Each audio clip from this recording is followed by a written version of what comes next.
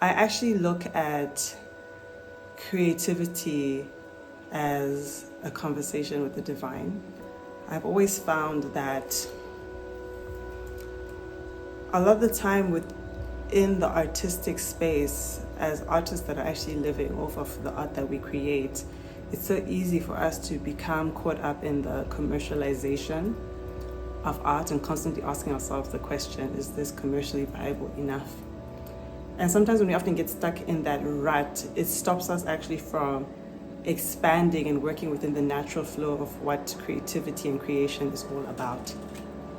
But I've often found that the intellectual is birthed in the space of chaos and the unexplainable.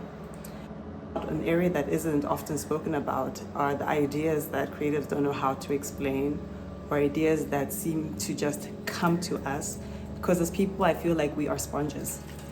We're constantly consciously or subconsciously absorbing things on a daily basis, and sometimes these ideas or things that we absorb become this melting pot within us that eventually combusts and needs to come or flow outside of us. It's a conversation of things that we can't always necessarily articulate or express, but doesn't necessarily mean that it has less meaning.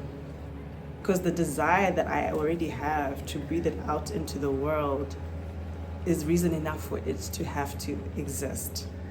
And I think it's important also for there to also be work that is artistic, that is breathed into the world, that is not always for commercial purpose, but for spiritual purpose. Spiritual purpose for either the maker, the person who's creating the artwork, who needs to breathe this thing into existence, or even for the person who's going to engage with that work. Artwork can really be healing, and it can touch on conversations that are very transcendent, spiritual, unspoken, emotive.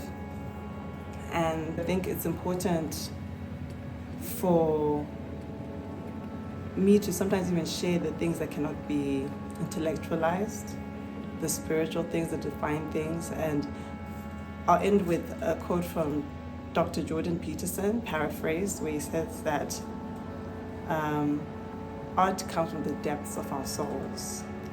So I think I'm in pursuit of that depth of our souls, where I simply want to create so that I can express, release, have a conversation, and hopefully even understand